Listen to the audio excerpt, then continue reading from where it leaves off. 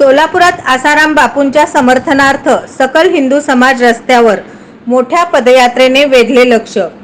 तुरुंगात शिक्षा भोगत असलेले संत आसाराम बापू यांच्या समर्थनार्थ सोलापुरात सकल हिंदू समाजाच्या वतीने ही पदयात्रा काढून शासनाचे लक्ष वेधण्यात आले. त्यांच्यावर आयुर्वेदिक उपचार व्हावा म्हणून पेरोलवर सोडवावे अशी मागणी यावेळी करण्यात आली. 86 वर्षाचे संत आसाराम बापू यांची तब्येत खूप बिघडली आहे.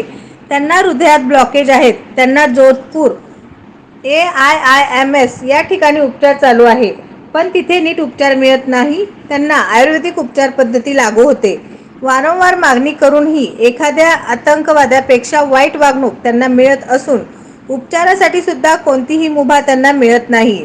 पॅरोल हा तर अतिशय गंभीर गुन्हेगाराचा पण अधिकार आहे, पण गेल्या 11 वर्षात त्यांना एक दिवसही पॅरोल मिळाला नाही. त्यांच्यावर होत असलेल्या अन्यायाला वाचा फोडण्यासाठी व त्यांना व्यवस्थित उपचार व पॅरोल किंवा उपचारासाठी जामीन मिळावा यासाठी पदयात्रा व जिल्हाधिकारी यांना निवेदन आयोजन करण्यात आले.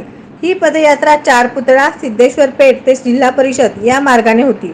सकल हिंदू समाजातील संघटनेचे कार्यकर्ते प्रचंड संख्येने या पदयात्रेत उपस्थित होते.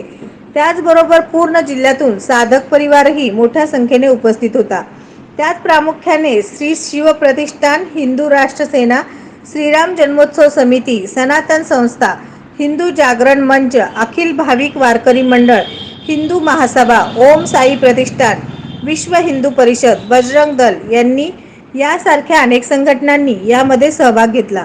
या पदयात्रेत अखिल भाविक मंडळ राष्ट्रीय अध्यक्ष ह.भ.प. सुधाकर महाराज इंगळे, विश्व हिंदू परिषद प्रांत सदस्य व जिल्हा अध्यक्ष ह.भ.प. लक्ष्मण महाराज चव्हाण, रवी गोणे, आनंद मुसळे, संजय जमादार, संजय साळुंके, अक्षय अंजिखाने, अंबादास गोरंटला, सुधीर बहिरवाडे, पुरुषोत्तम करकाल, शिवराज गायकवाड, प्रवीण गुर्रम व अनेक संघटनांचे प्रमुख या पदयात्रा व आंदोलनात सहभागी होते.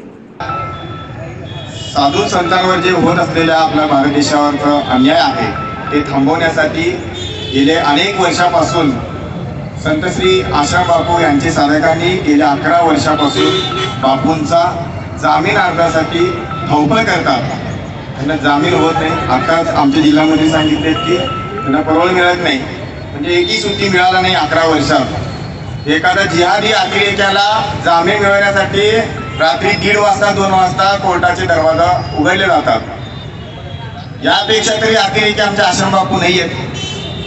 आसाराम बापूंनी ज्या काही मुलींवर अत्याचार केले असे जे पुरावे आहेत तेही कोर्टात नाही आहेत.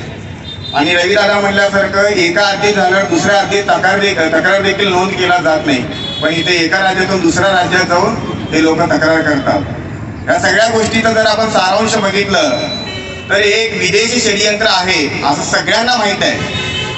तरी देखील आपलं न्यायपालिका जे आहे ते फक्त आणि फक्त पुरावा, साक्षीदार, आमचे साक्षीदार आले देखील त्यांचाही दखल घेतली जात नाहीये. फक्त यामागे एकमेव अडचण हेच आहे की ज्यावेळेस संत परमपूज्य श्री आसाराम बापूंनी ज्यावेळेस धर्मांतरण या विषयावर वनवासी भागातील सर्व हिंदूंना ज्यावेळेस ख्रिश्चन झाले होते त्या लोकांना धर्मांतरण म्हणजे घरवापसी करून घेतले, हे मोठं दुःख आहे.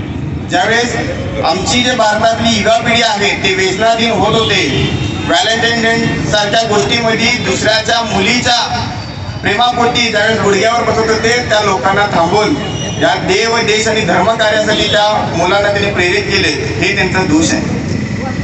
आणि मुख्य गोष्ट म्हणजे हेच आहे, ब्रह्मचर्य पालन करता ज्या लोकांना येत नव्हतं त्यांना ब्रह्मचर्य पालन कसं करता येईल ते सांगितले.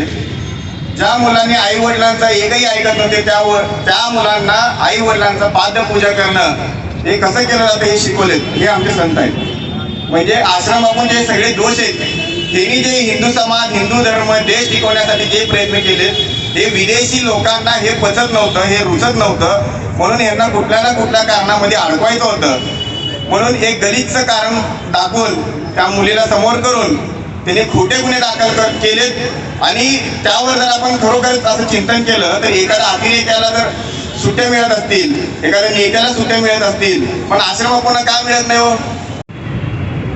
परमपूज्य संत माननीय आसारामजी बापू हे मागील 11 वर्षापासून सश्रम कारावास भोगत आहेत आणि त्यांच्या या कारावासामध्ये त्यांच्या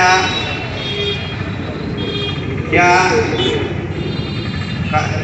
आपल्या जेलमध्ये कारावासामध्ये त्यांना वेगवेगळ्या वादी दिलेल्या आहेत।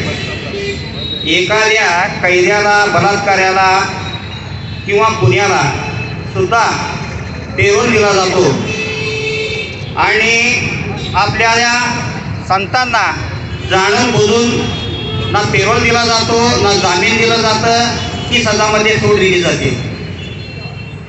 आपण सर्वजण हिंदुस्थानमध्ये राहतो आणि जर हिंदुस्थानामध्ये आपल्या हिंदू संतांचा अशा पद्धतीने जर अपमान होत असेल तर भारतीय समाज, हिंदू समाज हे कधीही सहन करणार नाही। मागील 11 वर्षापासून सतत एकही दिवसाचा सुट्टी पेरोल न देता त्यांना अखंड कारावासामध्ये ठेवण्याचं हे एक कृत्य, जे कोणतंही शासन असेल, जी कोणतीही संस्था असेल, कुठलाही कायदा असेल, त्या कायद्यामध्ये अशा पद्धतीचं कुठलाही कायदा नाही आहे असं आमच्या माहितीमध्ये तरी आहे। जय श्रीराम। आज सकाळ हिंदू समाजाच्या वतीने माननीय जिल्हाधिकाऱ्यांना निवेदन देण्यासाठी आलो। 11 वर्षापासून हिंदू समाजाचे जे हिंदू धर्मासाठी अहोरात्र त्यांनी काम केले असे आसारामजी बापू यांना 11 वर्षापासून कारागृहात ठेवण्यात आलं। त्यांचा काही गुन्हा नसताना विदेशी शिक्क्यांमुळे त्यांना फसवण्यात आला। कशामुळे तर पोस्को गुन्ह्याच्या अंडरखाली पोस्को गुन्हा या 18 वर्षाच्या खाली अल्पवयीन मुलीला समोर करून तो गुन्हा दाखल करण्यात आला, पण मुळात ती मुलगी 18 वर्षात प्लस होती, तरी ते अल्पवयीन म्हणून दाखवून पोस्को गुन्हा दाखल करण्यात आला। घटना घडली जोधपूरला आणि गुन्हा दाखल झाला दिल्लीला।